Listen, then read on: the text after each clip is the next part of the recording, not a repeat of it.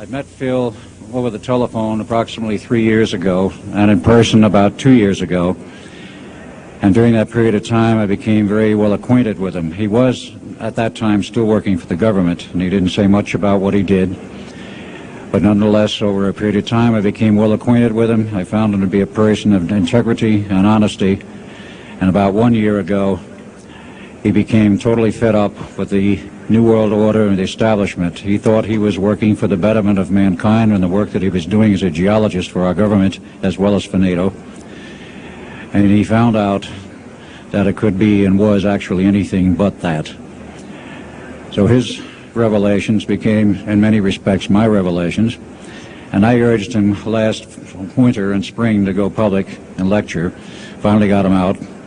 He's given over 30 lectures to date, all very successful, very interesting. In fact, so successful there have been 13 attempts on his life since the beginning of the year, and he's survived them all. All I can say is God must be protecting him because he has a message.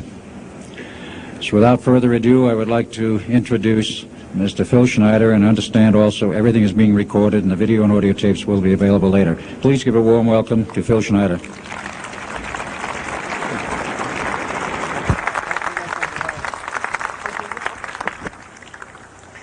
Thanks, Al. I guess I can always start off by saying loose lips sink ships. That's almost a pun anymore. I'm Phil Schnieder. I worked 17 years for the United States government as a geologist and aerospace engineer as well as a structural engineer. I worked for such elusive occupations with Boris and Knudsen, Bechtel, Page and Page, Aerospatiale of France, and a host of other, EG&G and a host of other, Los Alamos Laboratory and these kind of things. But rather than bore you with all those statistics, I've got cooked up a real mixed bag here of different topics, and it's might be a little bit like brain overload, but I'll start from the beginning. And like I said, I worked 17 years,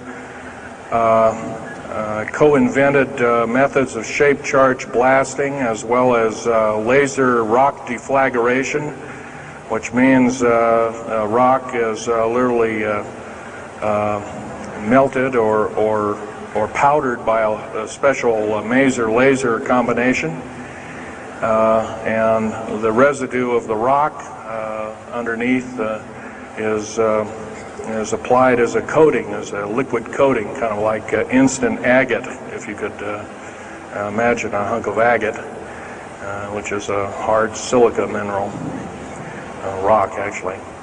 But up here we have another topic. This is an area to where I worked. I worked 11 years of the 17 years at Groom Lake, S4, S2.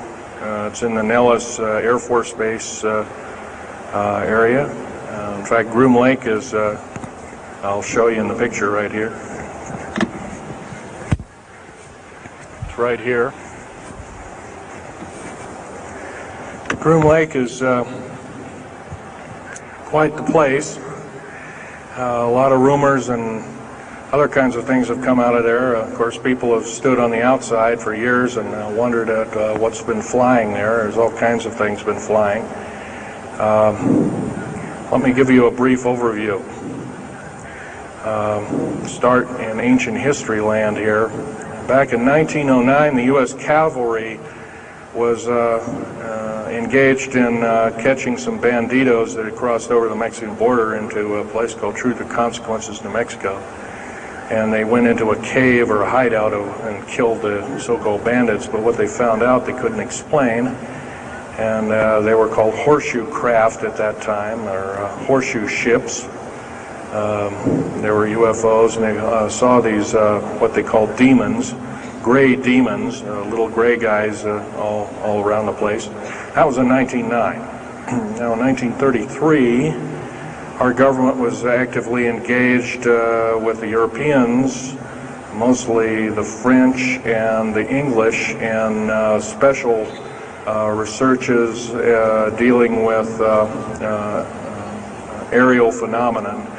And once again, the term flying saucer or flying disc didn't come about until much later, supposedly right around the mid-1940s. Anyway, the whole thing here is that also in 1946, I might want to add, we were engaged in atomic bomb testing and this kind of a like, and of course the area of Bikini Atoll. Some of the pictures are over here on the white board, showing with the actual language of both the U.S. Army and U.S. Navy archives. Anyway, these flying ships were seen as early as 1945, 46. Some of them were called Foo Fighters, and you name it. They were fully known about, maybe as early as 1935 or 36 by our U.S. Navy. And there was a shallow underwater base at Bikini Island, and that was probably the one reason why a number of atomic bombs were exploded in that area rather than other areas which they could have been even more remote out in the South Pacific. At Operation Crossroads. Well,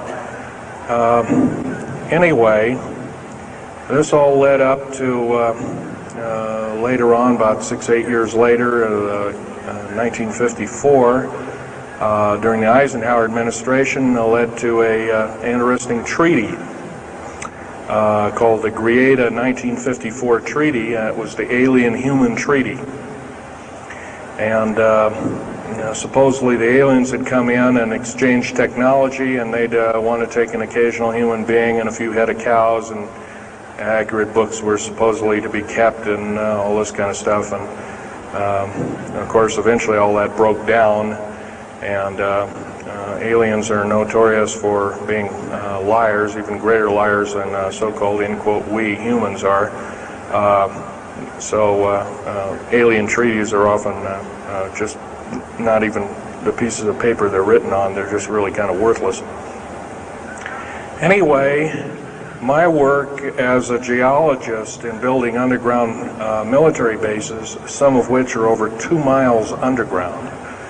And I think when you listen to Al tonight, if you have a chance to listen to him, he will speak of, Al's actually been on some of the high-speed monorail subway cars, if you might want to call them, that link these bases together. Some of them are capable of